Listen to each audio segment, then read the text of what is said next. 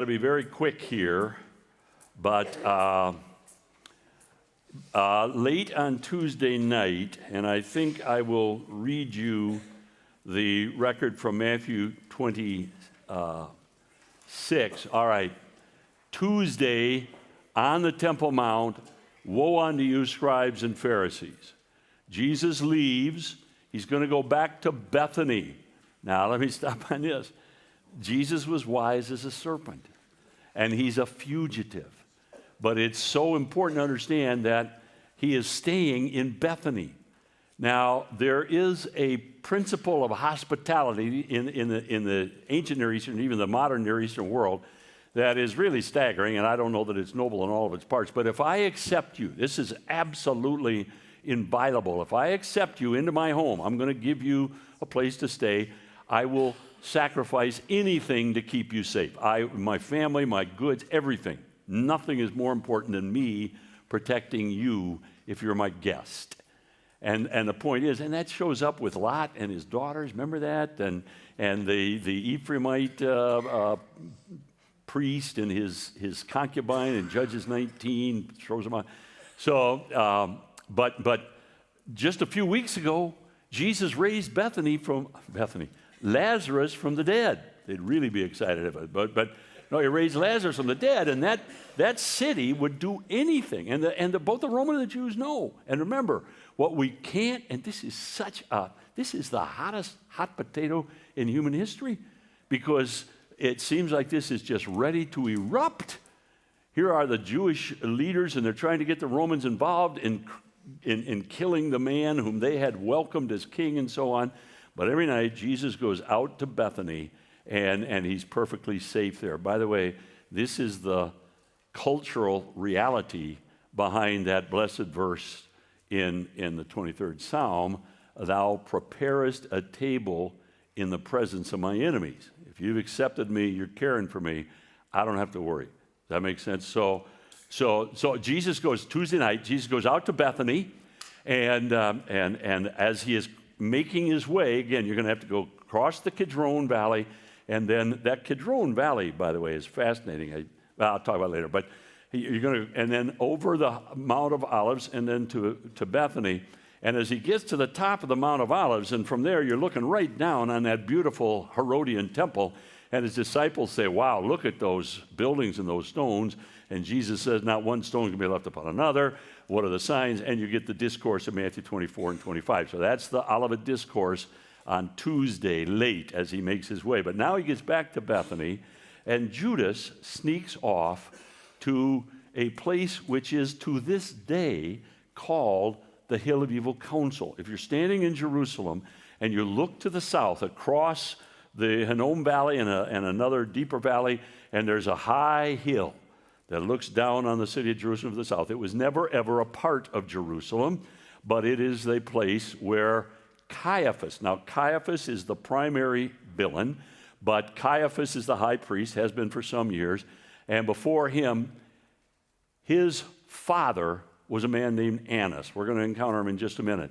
Annas was high priest from 6 to 15 A.D., and he was totally in bed with Rome. He was deposed. Ultimately, 5 of his sons are going to serve as high priests. So this family has ruled the high priests. And the high priests are the most important. Like I say, the Romans allowed their constituent peoples self-rule. And in Israel's case, it was through the Sanhedrin. And the man who presided over the Sanhedrin was the high priest. So this guy is totally in bed with Rome. He's filthy rich. He's despised by the people for good reason. And he has a very nice villa on the Western Hill in the walled city of Jerusalem. That's where Jesus is going to be taken in just a moment. On the other hand, south of the city, on a hill called the Hill of Evil Counsel, he has his personal estate. It's huge. And the reason it's called the Hill of Evil Counsel is because that's where Judas went on Tuesday night to betray Jesus and make the bargains. That make sense to you? So that's on Tuesday night. By the way, just because I can't resist, and we do this when we're there, if you look at that hill, it's a good several miles off in the distance, but there's a large building that dominates it and kind of dominates the hill of evil counsel. It's the UN headquarters. I'm telling you, God has a sense of humor, you know what I'm saying? But all right, leave it alone. So that's where I am. I was going to say, on Tuesday night, now this is how Matthew describes it. It's exactly the same in Mark and Luke. It says this, Jesus went out to the temple, and this is after the Olivet Discourse in 24 and 25. No, I'm in 24. This is the Olivet Discourse. Pay attention, Bookman. So let's get down to 26, because in chapter 26, it came to pass when Jesus had finished this that he said to his disciples, you know that after 2 days is the Passover. So this is Tuesday. The Passover is Thursday. And the Son of Man will be crucified. Then, this is what I want you to see, the chief priests, that's the Sadducees, the scribes and the elders, those are the other Sanhedrins, the Pharisees, assembled at the palace of the high priest, the palace, his personal palace, and who was called Caiaphas, and plotted to take Jesus by trickery. Now, let's just think about these Sanhedrins. There is no group that Jesus hasn't, beyond what we can imagine, offended in the last week, for heaven's sake. So they had put a price on his head after Lazarus, and Jesus came riding in, and the whole city had erupted in welcome. And then he had invaded Sadducean territory for a second time, galvanizing the hatred, I said this before, of the Sadducees and the Pharisees. But so they are mad beyond, they're deranged. And they get together and they say, we've got to kill him. But then they say this, not during the feast, lest there be an uproar among the people. Not during the feast. Now, if you had lived through this, even from afar, and you knew the story, and you knew very well that Jesus, in other words, you're living in maybe Nazareth, and somebody shows up with this brand new, really important book, and everybody get together in the middle of town, they're going to read you this beautiful book, and he begins to read you the book of Matthew, and you're enjoying this, and as he reads it, he gets to chapter 26, and on Tuesday night, the Sanhedrin are saying, not during the feast, and you're saying to yourself, wait a minute, Jesus died on the high day of the feast, on Tuesday night, not during the feast, and yet on Friday morning he dies. How'd that happen? The answer, one word, Judas, all right? Because now there's a very interesting point here, but I'm going to go down. The story is, there's a bit of a parenthesis, and then in verse 14, then one of the 12, called Judas Iscariot, went to the chief priests and said, what are you willing to give me if I deliver him to you? And they counted out 30 pieces of silver. Now let me take you to the passage in Luke, because you have the same passage, but there is a great deal of confusion as to what Judas was hired to do. There is the prevailing idea that he was hired to identify Jesus, as if they wanted to arrest him, but they couldn't pick him out of a lineup. What do you think? There was no, I like to say, well-known set of human features in all the land than that of the Nazarene. The idea that Judas was hired to identify comes from the kiss.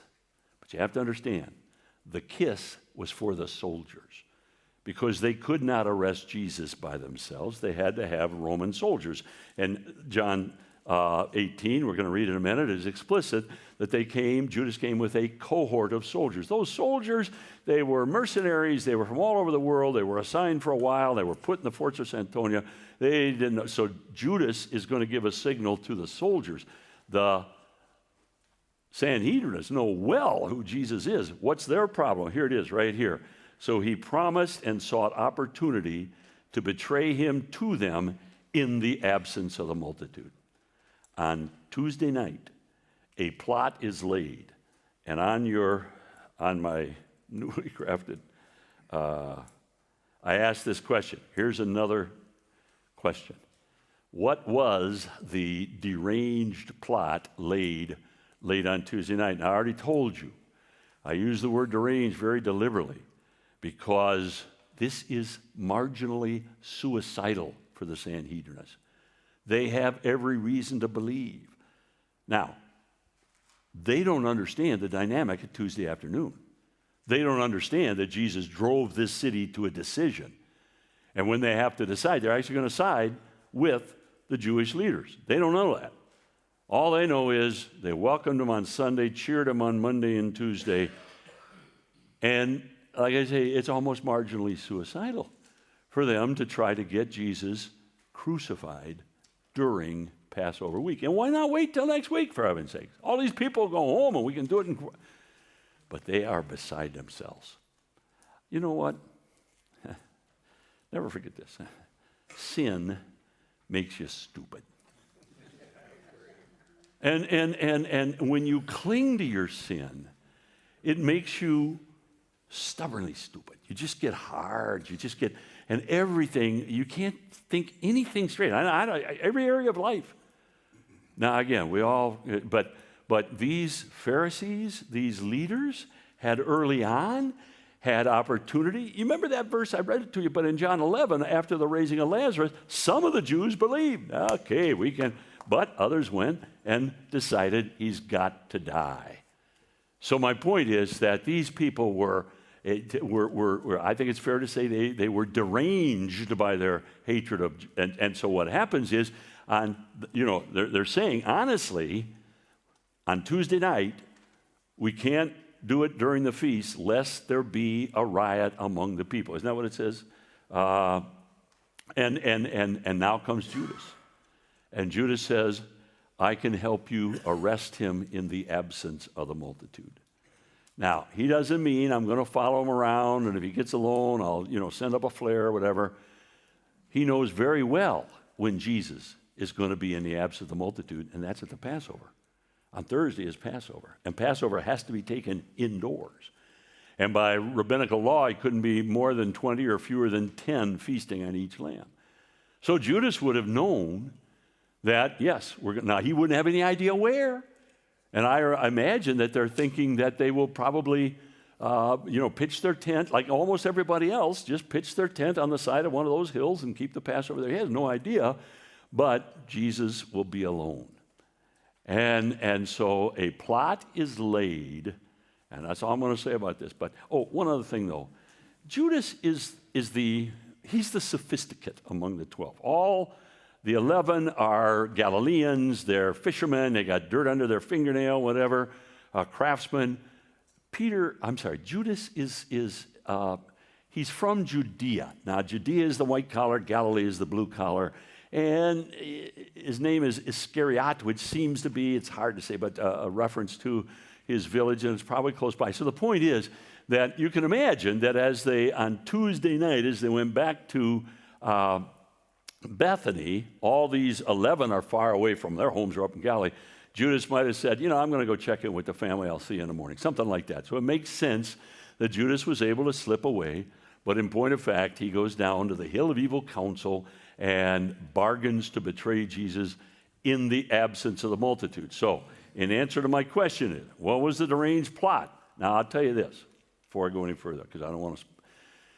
There is some people are stumbled. Matter of fact, listen, one of the 2 or 3 most important biblical chronologists, students of biblical chronology in our generation is Harold Hoehner. He's my teacher. I love the man and so on.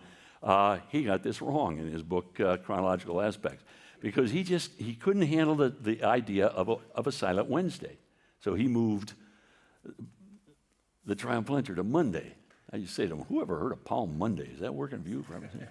But anyway, the point is, honest to goodness, I think that there is a Silent Wednesday from Tuesday night when you have this plot, Judas sneaks off, until Thursday, sometime midday, when Jesus dispatches Peter and John to prepare for the Passover. There's no record, so you have a Silent Wednesday. I think it's hugely important because here's the thing. This plot is not any simple thing. Number one, when Judas does, in fact, let them know where Jesus is and then come to arrest Jesus, he comes with a cohort of soldiers. John 18, verse 6. And it says he came with a cohort of soldiers with armor, weapons, and lanterns. Now, this is a fully panoplied, prepared, on the alert military detachment. And there's a lot of different ways to configure, but it's about 600 soldiers. And a lot of people scoff at that, and they say, who needs 600? What in the world? Well, the primary concern is not that that Jesus and his disciples are going to resist. That is a concern. The primary concern is a riot. The 600 soldiers are there to make sure there's no riot. Does that make sense to you? So my point is, first of all, Judas makes it possible. He says, I can help you, and we'll do it at the Passover, I think. But now, those Sanhedrists, number one, they have to go to the military authorities. You don't just knock on a door and say, quick, I need 600 soldiers. You're going to have to contact the right people, and the order's going to have to be given and passed. And then, and this is so important, specifically now, what's at stake is that the Sanhedrists are going to insist to Pilate and the Roman authorities that this man is a seditionist. And I said to you before, the Roman soldiers knew something about, they had been trained in what a Jewish sedition looks like. It was ugly. They were so good at it, the Jews, at such guerrilla warfare and so on.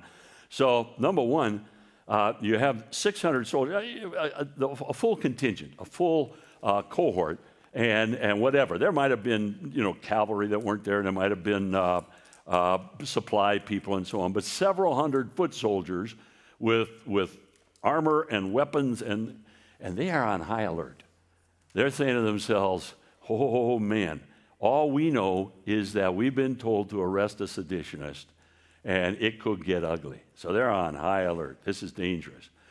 But after the soldiers come and arrest him, he's going to be taken. I'm going to talk about this in just a minute. There's going to be a series of 3 middle-of-the-night hearings. They're not so much trials, but they're hearings before the Sanhedrin, because the Sanhedrin has a huge issue, and that is they've made an appointment. They got a 4:30, I'll explain that, appointment with Pilate, 4:30 in the morning, and they're going to take Jesus and accuse him as of being a seditionist, but they can't find anybody who can say they heard him say he is the Messiah.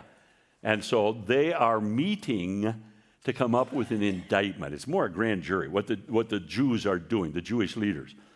But that takes some preparation. You got 70 guys. Most of them are very old. They live all over the place. Like I say, you can't get a message to them any faster than you get a person to them. They're going to come dragging in, and it's going to be a lot of work to get 70 old guys together. And then at 4:30 in the morning, you've got an appointment to meet Pilate, who by reason of your sensibilities about going into his home, in his domicile, he's set up his whole judicial apparatus on a gate on the west of the city, and at 4:30 in the morning. You see what I'm saying? That's a lot of logistics. And I think Wednesday is a hugely helpful. Coherence is important to me. And the idea that you could get all that in place starting late, in this case Wednesday night, and be ready to go Thursday afternoon, I don't think so. Does that make sense? So I think a Wednesday makes good sense. But it is, by my configuration, if you got a Palm Sunday and a Good Friday, then you've got Monday and Tuesday, silent day, Thursday and Friday, okay, in the record. All right, I'm on the record. But the point is, I want to go back to it. What was the deranged plot? And I already said it, but it was simply this: to get Jesus arrested, tried, sentenced, and on his way to execution by the time the city woke up on Friday morning. Because what are they going to do?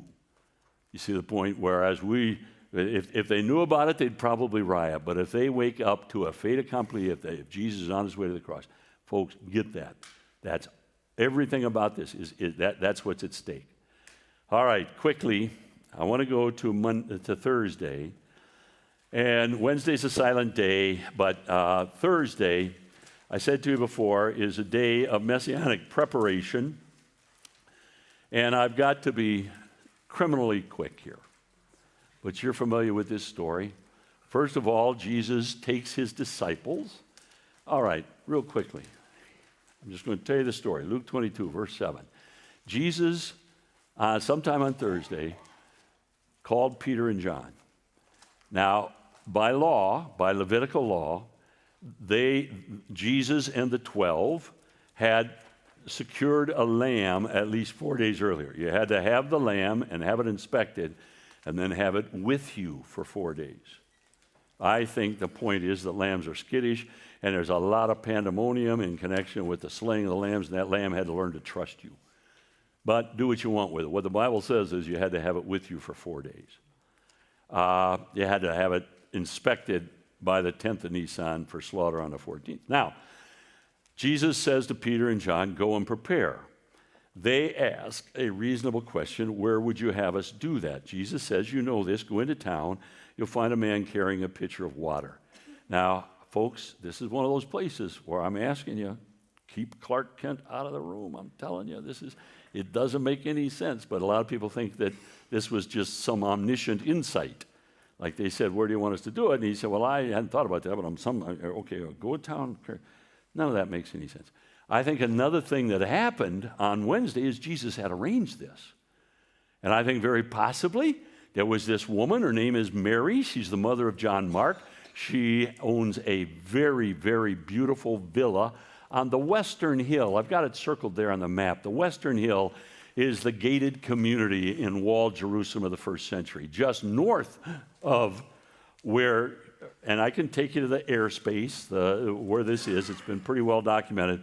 But just to the north is Herod's palace. And Herod's palace, now again, Herod is a dead guy. But he had built himself a beautiful, sumptuous, fifth of a mile long, hundreds of rooms and quarters, and he loved to import every sort of exotic animal and plant and fountains and, lazy rivers and so on. It was beautiful. Josephus says that next to the temple, his proudest achievement was his own palace. Guess what? And now he was a dead guy, but Pilate is the prefect. He's the Roman officer assigned to this jurisdiction. He lives down in Caesarea Maritima at another Herodian palace, but at Passover, at any feast, he's got to be in town. So Pilate is staying in Herod's palace. Just a little bit to the south of that is a beautiful, beautiful villa owned by a woman, a family. The woman's name is Mary. And I would argue that Jesus had probably gone to Lazarus. He's staying. It's a quiet day. He's there. It's Wednesday. And maybe I'm making this part up, but just, give some how it might have happened. I think maybe Jesus calls one of Lazarus's servants and says, I need you to do something, but you got to be very careful about it. There's a woman in town. She has a beautiful home, and for reasons I won't go into right now, she won't be using it for Passover, and she has an upper room outfitted for a feast. Ask if I can borrow that room. And so go in, and if it's okay, ask if I can borrow that room for Passover. If it's okay, tell her to have one of her manservants at a certain gate carrying a pitcher of water. All right, number one, what's going on here? Number one is a man carrying a pitcher of water is really a genius of a signal, because men don't usually carry water. It's women or children. But it's not, I always say it's not like a two-headed chicken. People aren't going to stop and stare, but it's a good signal. So what is Jesus doing, folks? He is keeping the place secret from Judas. If Judas had known the place, the soldiers would have been there, and there'd have been no upper room. There'd have been no Last Supper. There'd have been no upper room discourse and on his way, and there'd have been no Gethsemane. And I think when Jesus said to his disciples, as they gathered there in the upper room on Thursday afternoon to keep the Passover, that's what they're doing. I think, you remember Jesus said, you don't know with what desire I have desired to keep this meal. I think what he's saying is, I have moved heaven and earth to have these few minutes with him. So at any rate, Jesus does in fact keep it secret. And so I pick it up. Wednesday, a busy day, making preparation to arrest Jesus and have him tried in the middle of the night. Jesus making preparation for the upper room. But now Jesus, having secured that, Jesus brings his disciples. And it's fascinating because I think as they set out, they must have wondered, where in the world are we? Only Peter and John knew. And now Jesus brings them up to this beautiful villa. I think there may have been some of those apostles who had never been in a house this nice. And I think it would have just exacerbated the confidence that, man, we are on a roll here. That's why I think, hey, we're getting ready to hand out. Jesus had a few weeks ago said to the 12, that they would sit on 12 thrones over 12 tribes. I got news. Some of those tribes are bigger than others. You know what I mean? And I don't want Gad or Dan, for heaven's sakes. I'm looking for Judah. And I think that's why Luke says that as they came into the upper room, astounded probably at the beauty of the place, there was a dispute arose among them as to who should be greatest in the kingdom. Now, that probably has to do with the seating arrangement. And I haven't got time to develop it, but let me just say that if you're going to appreciate what's going on in this room, you got to get you got to get Da Vinci out of your head. You know what I'm saying? I mean, maybe good art. What do I know? But for heaven's sakes, 13 guys all on the far side of the table facing the artist, with their feet on. In fact, they reclined to eat. This area of the city, the Western Hill, was most thoroughly destroyed both in 48 and 67. So when the Jews took that part of took the old city, they were able to dig there. There was nobody living there. Everywhere else, there are people living. It's pretty hard to dig. Here, wide open. And they have dug out 3 of these really expansive villas that featured exactly what we're talking about here, and that is a room outfitted for a feast. Now, it was all in ruins, but they were able to put it back together. And what that involves is what's called a triclinium, a low 3-sided table with pillows on the outside. And the Bible says, the Greek says explicitly, they reclined to eat. And that's usually translated, they sat, because that's what we're used to, but they recline. Listen, the Passover is not a meal. It's a feast. Now, it features a meal, but you're going to be at it for several hours and so on.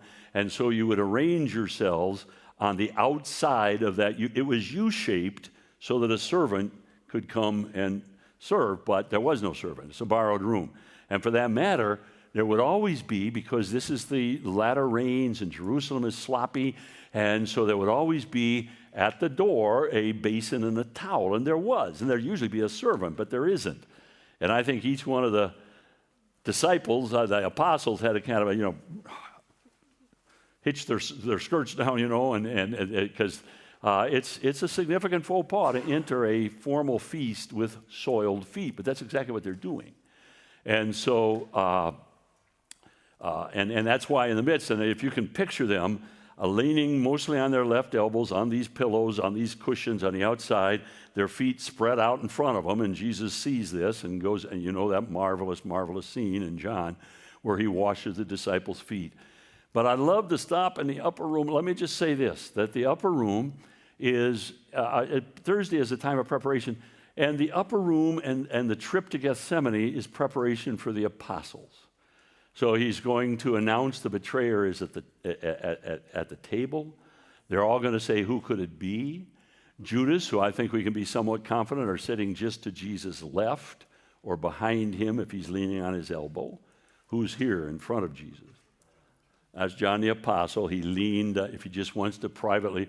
So the point is, when Jesus said, the hand of the betrayer is with me, they all said, who could it be? Is it I? But Judas, it's explicit, leaned over to Jesus and said, Master, is it I? And Jesus said, absolutely it is. So any subterfuge, it's all over. And obviously, Judas has a real gut-wrench moment. Sin makes you stupid. And he loved his sin. Don't try to psychoanalyze Judas. Don't try to come up with some justification. He was a thief. And he loved his sin more than what he knew very well to be the truth. Knew as probably as anybody in human history. And hell is full of that kind of person and only that kind of person. You love your sin more than what you know to be the truth. That's another huge issue. So at any rate, Judas does in fact make an excuse. I'm back to it. He lives, probably his family's close by. So he leaves. They all think he's going to go, and he did keep the bag. He was very trusted. And then Jesus, of course, introduces the Lord's Supper. He challenges Peter before the rooster crows and so on, all in the upper room. And then he begins a discourse. And we think of John 14, 15, 16, and even 17 as the upper room discourse. But in John 14 and verse 31, of course, this is in fact the the discourse, but then in John 14 and verse 31, right here, all of a sudden, arise, let us go from here. Now, let me say, I must have a, let me see what I'm doing here. Oh, boy. Oh, boy. All right, real quickly. Number one,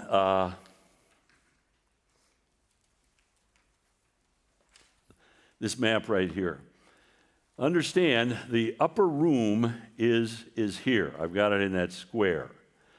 The Antonia, where Judas is going to have to go to fetch that cohort of very, very alert, adrenaline-flushed soldiers, is way to the north. Now, what happens is that Jesus begins to teach, and then all of a sudden, and by the way, the apostles would have expected they just lay back and sleep in that room. But all of a sudden, Jesus says in John 14:31, Elijah, get out of here. He knows that Judas is on his way to arrest him, and he wants some extra time. Now, what he does is he leads, here is that dung gate that I mentioned before, and on the south of the city of David. And so Jesus is going to take his disciples, as on this map, through that dung gate and all the way up the valley of Kidron. Now, a couple things real quickly. What's Judas going to do? Well, he's going to come back where he left Jesus. So Judas, now it's not explicit, but there's no other way to read it. Judas gets the Sanhedrin. As Jesus begins to teach, all of a sudden, let's get out of here. He makes his way down to Gethsemane. Judas comes back to the upper room and finds it empty. Now, at this point, this is one of those places where John is so unspeakably helpful.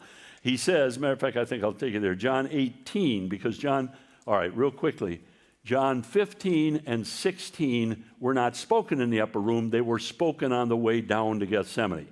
So what we think of as the upper room, it started in the upper room.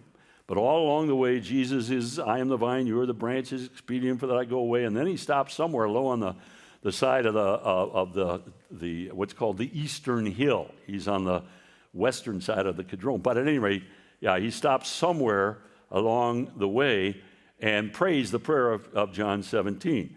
But then John has him, are you getting seasick a little bit? John 18, it says, when Jesus had spoken these words, now all of this is on his way down to Gethsemane, he went out with his disciples over the brook Kidron. Now, I think that's fascinating because what's at stake is this. Here is the Mount of Olives. Here is the Eastern Hill, the Temple Mount. There is a brook, there is a valley called the Kidron, Kidron, and there is a brook that runs down that valley.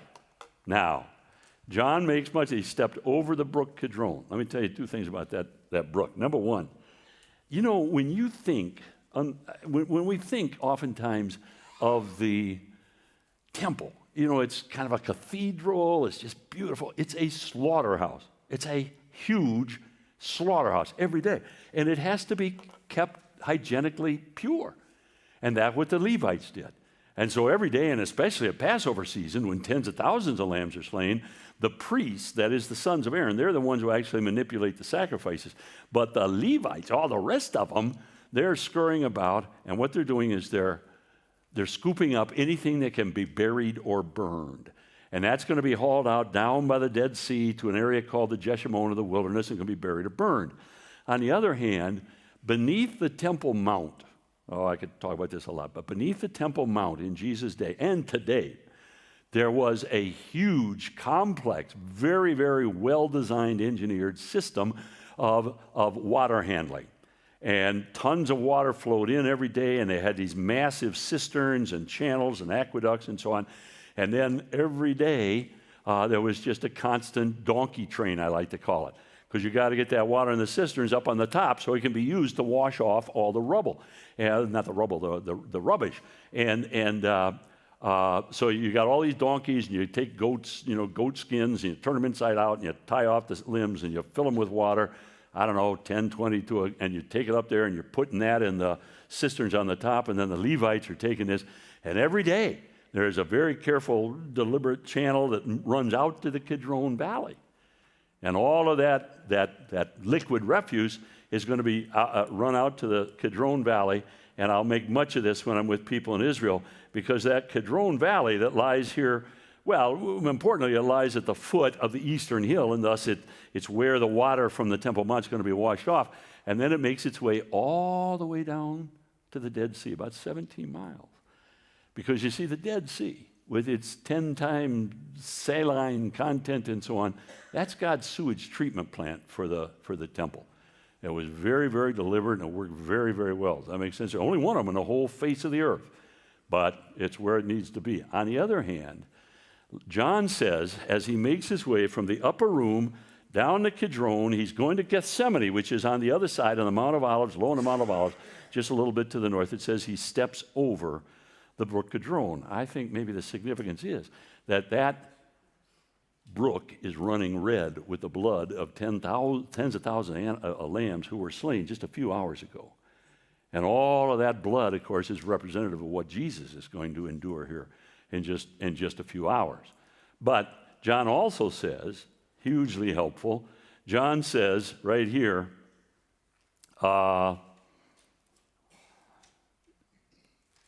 he says, Judas, who betrayed him, knew the place, for Jesus often stayed there, is what it means, with his apostles. So we're asking ourselves, how did Judas know? Coherence is important. How did Judas know where to find Jesus? He going off to Gethsemane. Gethsemane, a garden, is a farm. It's an olive oil production factory. And it was undoubtedly owned by someone who knew Jesus and allowed him, and it was secure. And when you go to Gethsemane, you're going to go to the garden. When you go to Israel, they'll take you to the garden. Make sure you leave the garden and go down the lane and down some, because although it's all built up with streets and walls and buildings and so on, but that hill, here's the garden up here, and the hill falls off, and right at the bottom of the hill is a good-sized cave. And that cave is really how archaeologists have decided that this is the place, because there are clear indications. And that cave is where undoubtedly Jesus was allowed by the owner of this farm to stay when he was in Jerusalem. It was a handy thing, warm in the winter and cool in the summer. So Judas knew that when they were in these regions. So now here he is. He's got several hundred soldiers. They want to arrest somebody pretty quick.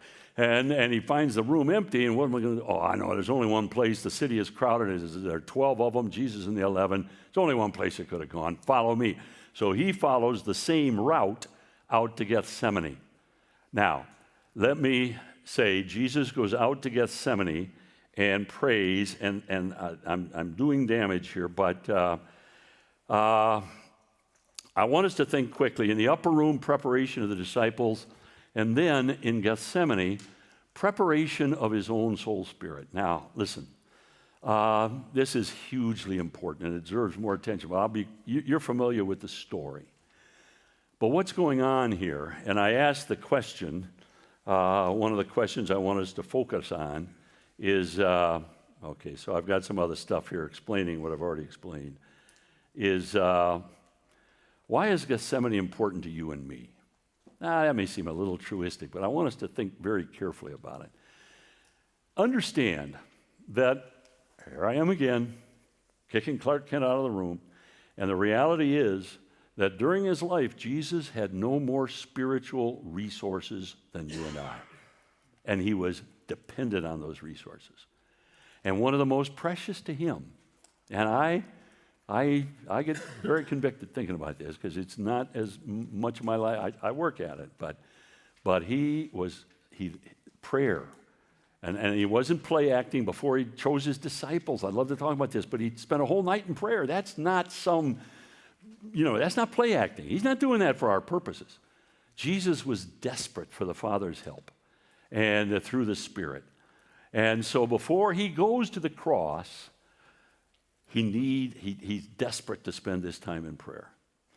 Now, and I've had people take offense at this, but it is absolutely unmistakable, and it's important, and shame on you if you get upset for me. This is part of the record.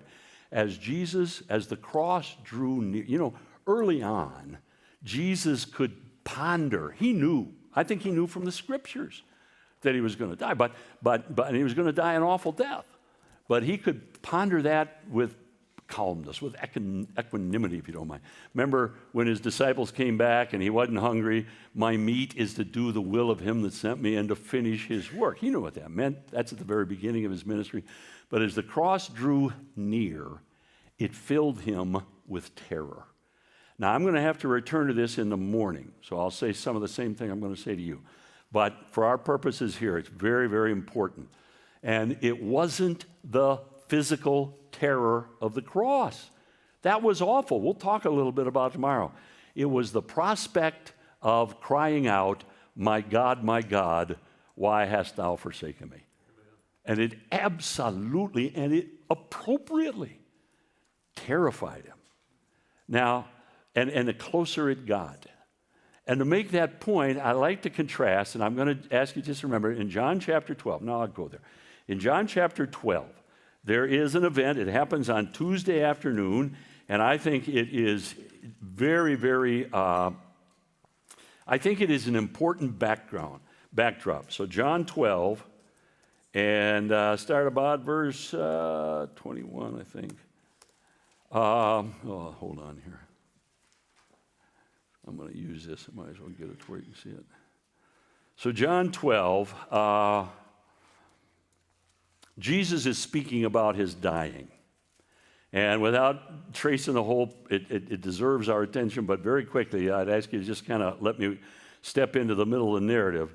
As Jesus contemplates his own death, when he talks about a grain of wheat falling into the ground, so I think he's reminding himself, this has to happen. This is Tuesday. And then Jesus, in verse 27, he says, now my soul is troubled. And again, I picture Jesus, this is Tuesday, he's possessing the temple, this is part of all those dramatic events that we talked about before, but at some point, only John records this, Jesus, all right, full disclosure, it's either Monday or Tuesday. The way John records it has to be either Monday or Tuesday. I think undoubtedly it's Tuesday because this is the time when but at any rate, so he all of a sudden, I picture Jesus maybe staggering a bit and stepping back and grabbing his chest and saying, now my soul is troubled, as he contemplated his death. And then he said this, what shall I say? Father, save me from this hour? Oh, no. It was for this purpose I came to this hour. And therefore, Jesus prays the most noble prayer you or I or any man could pray. Father, glorify your name. Hear what he's saying. He's saying, this is so awful, I can't imagine it. I'm tempted to say, please deliver me, but this is why you sent me, so I'm just going to pray this. Father, you be glorified. That's all I ask. You know, I believe with all my heart that God orders human history and so on. And I can't understand this, and I'm not expected to, but by the same token, he lives out human history really. And this is a stunningly, bottomlessly poignant moment between father and son. Listen, folks, and this is what's at stake with the why hast thou forsaken me? You and I believe in a triune Godhead, right? We don't understand that. We don't have to understand it. And if you think you understand it, you don't understand it. You're on the edge of some heresy. If you're thinking of water, ice, and steam, knock it off, for heaven's sakes. But so the point is that, or the shamrock, we just came through St. Pat's Day, that doesn't work. No, the point is that we don't understand it, but what it means, think about this. And I tell you what, I have always cherished somewhat intellectually, philosophically, conceptually, the reality of a triune Godhead, but it has come to just become so precious to me because what it teaches me, what it teaches us, is that we serve a God whose nature it is to exist in relationship. Relationship is everything with God. There is, you think about that which is, it could perhaps, in your life, and I don't want you to, this is not, don't spend too much time, but that could bring you to just absolute despair that you might despair. It won't have to do with money. It won't have to do with that. It'll be relationship. because we are made in the image of God. So my point is, we serve this God who exists from eternity, whose nature it is. Those are three persons. They are real persons. Now, it's one God, but there are three persons, and they like to hang out with each other. They make big plans, read Ephesians 1. And they cooperate. And so these three persons exist in eternal, perfect, bottomlessly blessed relationship. And Jesus knows that on the cross, in some, and I'm going to say this tomorrow, but in some ultimately inscrutable sense, whatever that perfect relationship is, Jesus is going to be judicially, this is my term, but I like it, judicially disfellowshipped by the Father. He's going to be forsaken. Now, it has nothing to do with the ontology of the Trinity. Nothing's being broken up in some cosmic sphere. It just means for those moments, Jesus is going to be disfellowshipped by the Father. And it is the infinity of the relationship that renders those moments infinitely efficacious to atone. Does that make sense to you? So what I'm saying is, and people say, well, how can God die? It was only the human Jesus that died. It wasn't the divine. No, you see, you're thinking of death there as cessation of existence. What is death biblically? The first time we encounter it, Adam, don't eat. The day you do, you shall surely die. So he eats it, and 938 years later, he dies, right? No, of course not. On the moment he died, he had walked with God. Now he is alienated from God. That picture is what Jesus perhaps, what gripped his soul as he imagined what it would be like to hang on the cross and be forsaken. So what I'm saying to you is that, number one, finish this thought first, Bookman. What happens is Jesus on Tuesday says, I'm tempted to pray. No, I can't pray that. Not deliver me from this hour. You be glorified. And the Father who is so attuned to the Son, is so, I think, delighted and impacted by that he breaks protocol, the Father does, and speaks aloud. And he says, there it is, so big. He says, I have both glorified it and will glorify it again. Folks, that's the promise Jesus is going to take to the cross.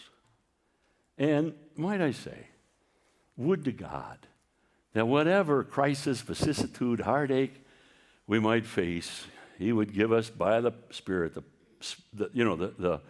the strength to simply say, Father, this is awful. I don't know how I'm going to get through it, but I'll tell you what, you be glorified. Now, why do I go to that on Tuesday afternoon? Because I think it is so instructive that what Jesus refused to pray on Tuesday afternoon, on Thursday, 3 times, if there be any way, let this cup pass from me. Now, 2 points to be made. Number one, I don't think, and I'm answering the question, why is this important to us? Artists of every age and every venue, if you don't mind, can depict physical suffering. How do you depict bottomless spiritual angst? It's pretty tough to do. And I always think it's almost impertinent to gaze on this scene where the Son interacts with the Father. But God wants you to see this. He gives it to you in great detail. And it's because I don't think Golgotha can have the impact on you that God wants it to have unless you start with Gethsemane. This is where you get a glimpse. And that's why I say, especially if you don't mind against the backdrop of Tuesday afternoon, you get a glimpse of how bottomlessly awful, terrible Jesus' experience on the cross is going to be. Does that make sense to you? Now, the other thing to say is he never stops there. And nonetheless, not my will be done. And now Jesus wakes. He's back. By the way, it's interesting. When he went in, he said to the apostles, my soul is heavy in me unto death. By the way, Luke gives us these 2 little insights. And you want to get some physical demonstration of the depth of Jesus' angst and suffering. There are only, of course, he sweats great drops of blood. You know what, by the way, I said before, this is totally Jesus, I think, for about 18 years swung a 9-pound hammer. You know what I'm saying? He had hauled rocks about he was a pretty muscled up guy. I think he was a virile guy. And you have it in the fact that he was able to survive a 40-day fast, which one of us could. But now the fact that he can endure the kind of emotional trauma, angst that is reflected in this condition where he sweats a great drop of blood. But not only that, there in Gethsemane, there are only 2 times where God in heaven dispatches angels to help Jesus physically in the midst of Christ. The first time it was because of a 40-day fast, and they ministered to him for weeks to get him back to health. Here is not by reason of a 40-day fast. It's by reason of Jesus' contemplation of what he is about to endure for you and me.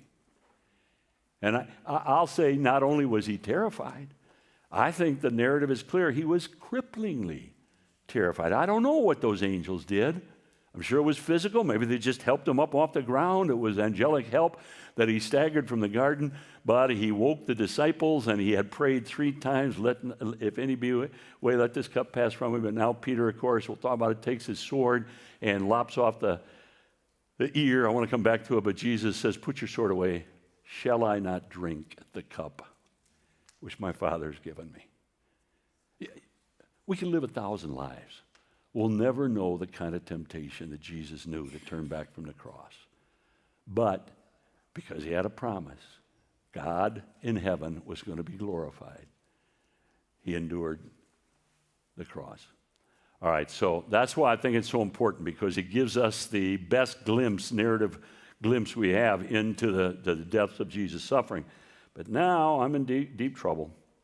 But let me go a little further, because Jesus leaves, and as he emerges with the 11, I want you to imagine this moment. He comes out. By now, it's got to be somewhere around midnight. It's very late. And he emerges. And by the way, the apostles are twice frustrated because they thought they were going to go to sleep up there in the upper room. Now, and remember, John says they often stayed in this cave. So they probably had their favorite corner, maybe had some bedrolls in there, you know what I'm saying? But now Jesus says, come on, let's go. What in the world? It's the middle of the night. I'm tired. I want to sleep.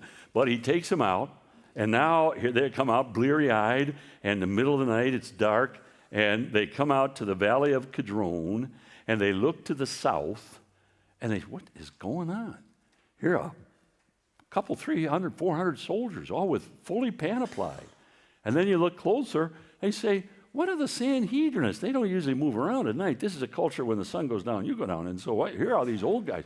What's going on? And then, wait a minute. That's our dear friend Judas. We thought he went to buy something. What is going on? And now they come, and of course, Jesus is arrested. Now, let me say very quickly about that.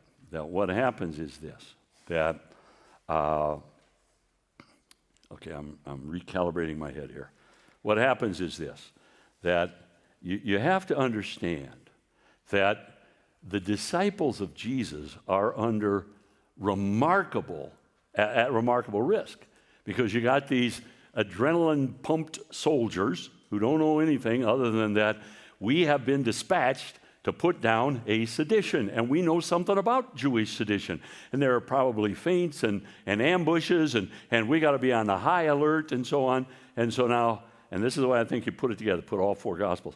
So here they come, and out in front is the Sanhedrinists and Judas. But the soldiers are close behind. So the Sanhedrinists come up, and Judas comes up and kisses Jesus as an alert to the soldiers. And of course, Jesus says, do you come as a friend, and so on. The dialogue is fascinating. But here come the soldiers, and Jesus, it's explicit, Jesus stepped out away from the disciples, and he said, whom do you seek? And I imagine they got out a warrant, Jesus of Nazareth. And then Jesus says this, I am he, I'm the guy. Now, what he is doing, it's interesting, on that prayer in John 17, he had prayed to the Father, please, I've protected the ones you give him. He's talking about the 11.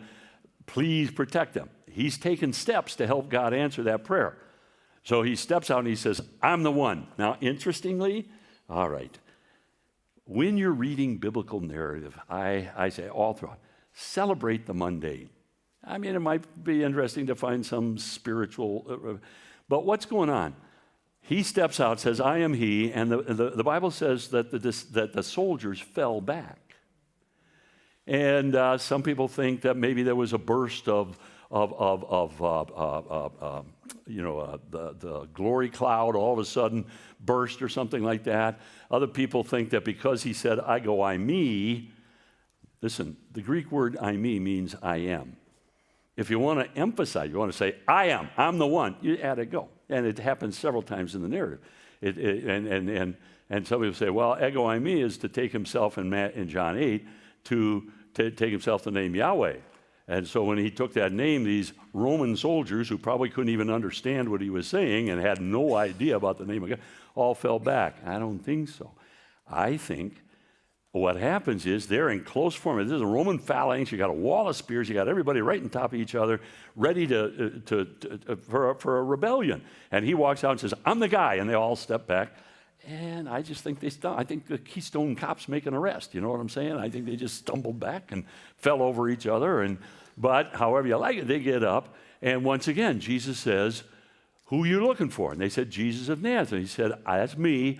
Leave the disciples go. Leave them alone.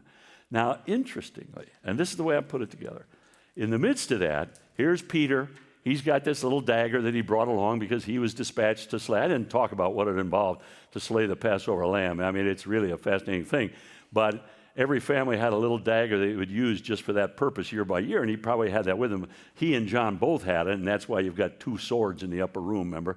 But the point is that Peter, having sworn, I don't care if everybody goes back, I'm going to stand with you. So he takes this out, and he lops off the ear of one of the high priest's servants. And now this is the way I see it. You put it all together. And I think Jesus says, who are you looking for? Jesus of Nazareth. I am he. Give me a minute. Because meanwhile, he's lopped off, and he says, basically, I can't remember the verbiage, but he basically says, give me just a minute. Put it back on.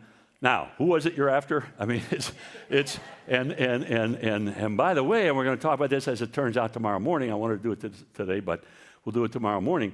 Jesus is going to make the argument to Pilate that if my kingdom were of this world, then would my servants fight. That's why it's so important that this not happen, let alone the fact that they're probably all going to be dead in minutes if there's any sort of military resistance. So at any rate, Jesus is arrested, and so his disciples flee, they desert him, and Jesus is taken back up here. Here is the Last Supper. Can you see that? So very close to that, just to the north, is the priestly village. Now again, way down here is the Hill of Evil Counsel that we talked about before. That's where he has his private home. But right there in the most desired part of the city, just very close to Herod's palace. Listen, it's called the Upper City here. Sometimes it's called the Western Hill. This whole area is just that. It's raised, and it's on the west, and it catches the Mediterranean breezes. What makes life livable in Judea is the fact that it's hot, but as the sun beats and the air begins to rise, virtually every day you get these beautiful displacement breezes off the Mediterranean. That's why that's why Herod built his palace right here, so he would get those breezes. And just to the south of that is the place where where the high priestly villa. So Jesus is going to be hauled up there. And let me do this very quickly, and in the morning we'll pick up the Roman trials. But Friday early morning hours of messianic prosecution. I'll talk about that tomorrow. There are three. All right, very quickly. Number one, the trials of Jesus, and I'm a little fussy because the Sanhedrin they're not trying to determine his guilt or innocence. That's what happens at a trial. They're trying to come up with an indictment, a charge. That's all they're trying to do, all right? So it's a hearing more than it is a trial. But nonetheless, you have three specific elements of the Jewish hearings and then three of the Roman before Pilate.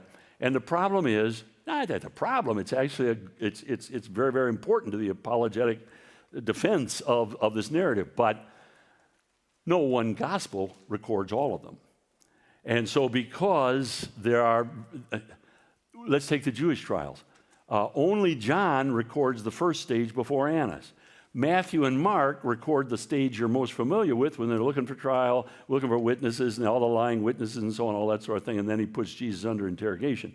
So that's the second one, and only Luke, so you got John in the first, Matthew and Mark in the second, and only Luke actually records, Matthew and Mark referred to it, the third stage. Well, the point is simply this, that, I say the point, a point to be made is that the world insists that the record of the prosecution of Jesus is gibberish. There's no straightening it out. It's an absolute lie. It fits together absolutely perfectly. You just have to realize that no one gospel gives all of them. So let me walk you through. There are three stages to the Jewish trials or hearings. And first of all, before Annas the high priest, and this is fascinating. Annas was very aged, in his 80s by this time. He was high priest. He's had several of his sons to be high priests. He's got a couple more yet to come. And he undoubtedly had, this high priestly home is a villa. And he undoubtedly had his own quarters. So what happens is, so imagine the Sanhedrin. We've been after him for weeks. We didn't think we'd get it done, but we got it done. He's been arrested. He's coming. So all you Sanhedrinists who have made your way here and probably sleeping in this or that corner, got to wake them all up and get them into the great room so we can have the trial. And meanwhile, as they're getting all that ready and they haul Jesus up, aged Annas thinks, well, we're really in a bind here because we don't have anything to charge him with. Let me talk to him first. And John says, both Matthew and Mark say he was taken to Annas, but John says he went first. I'm sorry. Both Matthew and Mark say he was taken to Caiaphas, but John says he went first. He knows that record, so he was taken first to Annas. And all Annas is doing is trying to get Jesus to say something incriminating. So Annas says, it's not a formal thing at all. Jesus is just as he's arrested now and manacled and so on. But he says, tell us about your teaching. And Jesus says, I've always taught in the marketplace. And by the way, there's nothing of arrogance, or I think Jesus is appropriately and instructively deferential in all of this, both Jewish and Roman. But he simply says, wait, I've always taught in the marketplace and the synagogues. Ask those who heard me. Now, the first principle and the most civilizing and noble principle of Mosaic, that is Moses' jurisprudence, is in the mouth of 2 or 3 witnesses shall every matter be established. The only reason we have a Fifth Amendment is because we honor that reality, and what it means is you can't interrogate the accused. That's an absolute rock rib principle of Mosaic jurisprudence. And so Jesus he's not being arrogant. He's saying, wait, you're the high priest, you oversee things judicial. Shouldn't you live by your own standards? Ask them. Well, when he says that, and the Romans did not allow their constituent peoples any force of arms, but there were soldiers that were assigned certain duties, and evidently the Sanhedrinists, the very important Roman deputized, as it were, they had a bodyguard. And whoever that soldier bodyguard was, when Jesus said that, he cuffed him.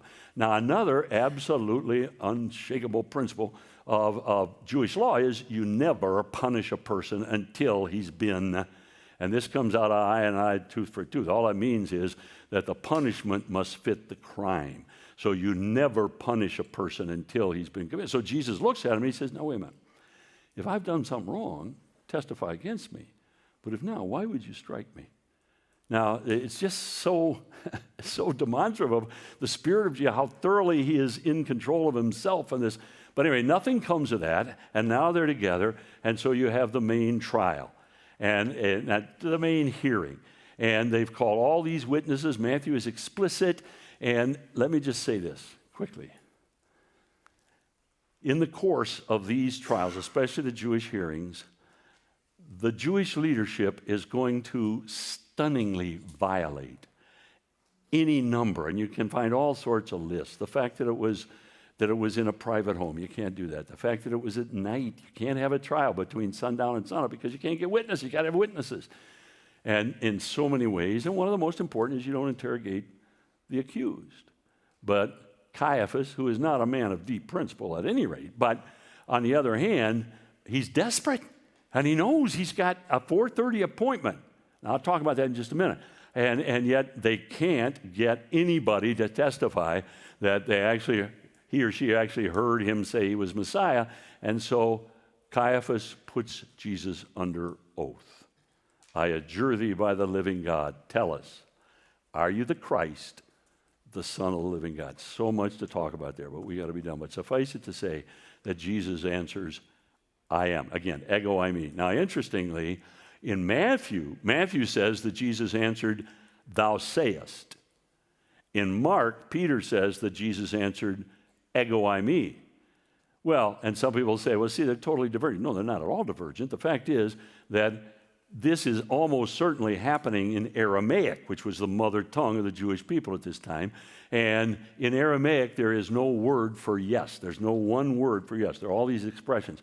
And the strongest way that you respond positively to a question is, as you said. You said it. And that's exactly what Jesus said. Thou sayest. Bingo. Amen. You got it. That's what I am. Now, if you're going to represent that in Greek, eimi really isn't enough. You have to emphasize it. Ego eimi. So they're both saying exactly the same thing, one in Greek, one in Aramaic. Now, my point is that at that point, all the Sanhedrin, we got him. Now we got him. This is actually going to happen. We've been working on it. We planned it. We didn't know if it worked. It's going to work. Here it is. I've got time. We've got 70 men who just heard him say he was Messiah. Now we can go to Pilate and say, the man is a threat to Rome. We all heard him say he is Messiah King. Does that make sense to you? Now, 2 points and we're done. Number one, no, maybe 3. Number one, listen, the fact, I could spend a lot of time with this, but the fact that there was such absolute callous and cavalier disregard of their most fundamental, and they were proud, the Jews today are proud of their system of jurisprudence, and well, they might be. God gave it to them in the law. And the fact that they violated it so high-handedly has been used against them, and every generation has been persecuted and so on. That's so wicked. And there's no excuse to be made, but what you have to understand, and I'm back to what I said about Tuesday night, the fact that they are willing to go to these lengths at the expense of their own law system to get Jesus dead is a factor of how deranged their hatred is. They're really out of control. And so they do. And to suppose for one nanosecond that somehow later generations can either be characterized by that malfeasance or even held responsible for that, it's so wicked, right? We're all on the same page. But on the other hand, we got to step up to the plate, whatever, and acknowledge in the record. Now there's one more stage, because what happens is this, that they know that what they're doing in the middle of the night is a violation of their own protocols. Pilate is not happy with this. Pilate's not just going to roll over for this, and they know it. We'll talk about that in the morning. And therefore, they think we need to slap some facade of legitimacy on that. And so they took Jesus. This is a villa. And they take him probably across the courtyard. Maybe there's some sort of outbuilding, and they keep him there. And while they're waiting for the first blush of dawn. Because at the very first blush of dawn, remember, this has got to happen before the city wakes up. But they're going to wait, and I like to say, I'm not talking pink, I'm talking gray. At the first blush of dawn, they're going to haul him back in, once again ask him, are you the Christ, Son of the living God? He's going to say yes. Now we got him, and it happened after sunup. Does that make sense to you? So they're looking for some facade of legitimacy, as I say, and so they hold him for a time. Now, it's during this time that the Roman soldiers, not the Sanhedrinists, but the Roman soldiers abuse him, cuff him, blindfold him. Who hit you? Remember all that? And so now he's going to be abused and bruised and so on. Now think of these Roman soldiers. They don't know for squat. All they know is we don't want to have to deal with sedition. And we're told that this guy has sedition. It's the most important people in Jerusalem, insist he is. And so they misuse him. Not the Jews, but then in the meanwhile, Peter, of course, has made his way in, and it is stunning the amount of ink which is given to Peter's betrayal in the Gospels. They beat up on him. And the one who beats on him most is Mark, and that's Peter, telling his own story. But the point is that, Jesus had twice said before the rooster crows, not this or that rooster. He just means before the... Imagine if you're in the upper room and you say to Jesus, if everybody else goes back, I'm never. And he looks at you in the presence of all the others and says, you know what? Before the rooster crows, you're going to deny me 3 times. Am I going to do this in my sleep? It's already the middle of the night. What in the world are you talking about? Well, sure enough, he's already done it twice. And now he's warming his hands. And Luke says that for a 3rd time he was accosted, and he said, I never knew the man. And he took an oath. It cursed. It doesn't mean he swore bad words. It means he swore. On my mother's grave, I never knew them, and something like that. And Luke says that before the words were out of his mouth, he heard the rooster crow. And then Jesus looked on him, and Peter went out and wept bitterly. That's the last we hear of Peter in the Gospels, by the way, except for when Jesus says, go tell disciples and Peter. But the point is, what's going on there? Well, you see, it works perfectly because Jesus is being held in some sort of outbuilding on the other side of the courtyard. What are they waiting for? The first blush of dawn. What else happens at the first blush of dawn? The roosters crow. So now Jesus is being hauled back in. As that happens, Peter turns around, there he is, and Jesus looks on him, and Peter goes out and weeps bitterly. And then Jesus is taken in, and once again, no witnesses. They simply say, and it's really fast, I got to do this. They say to him, tell us. All right, let me ask you a little quiz real quickly. Jesus claimed to be Christ, the Son of the living God. Of those two, which is fundamentally the most offensive, the most awful to a Jewish mind? Well, clearly to deity, right?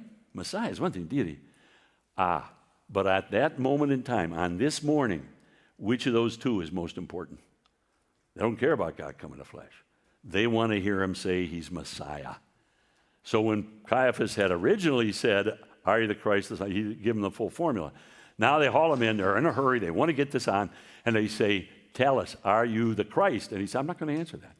And I picture him saying, okay, fine. Are you the Christ, the Son of the living God? Yep. So even there, Jesus insists that the record be absolutely pure as to what he claimed concerning himself. But now it's about, and why do I say 4:30? Because I've sat on the roof of a hotel at that season of the year and watched for the first blink, and so I think it's fair to say that somewhere around 4:30 in the morning, Jesus is taken to Pilate, John 18:28. So now you've got the Jewish hearings are over, and they have accomplished what they set out to do. How delighted and surprised Caiaphas must have been when Jesus said, absolutely, I am. But now they've got him. They take him to Pilate. All right, now we're going to suspend it there. And in the morning, and what do we got for Sunday school? Just a half hour or, pardon me? Oh, good. We'll get this done. So honest to goodness, bring this with you. I mean, we're going to suspend it here, but Jesus is going to be taken to, and it's interesting because we have some tight time restraints. Because John 19 says, verse 14, that when Pilate turned Jesus over to be crucified, it was the 6th hour by Roman time, starting from midnight. So that's 6 a.m. So Jesus is brought to Pilate about 4:30 because they were waiting for the first blush of dawn. Then they brought him, and he's going to be he's going to be turned over at 6 a.m. So there's a lot to happen in that hour and a half. We've got a pretty tight constraint, but we'll cover it in the morning.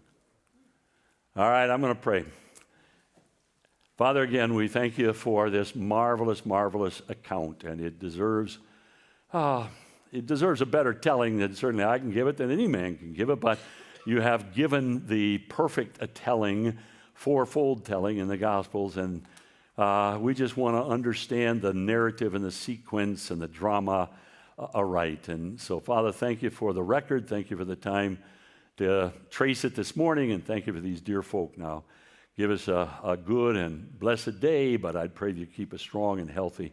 Bring us together in the morning to bring the story somewhat to an end. Thank you for it in Christ's name.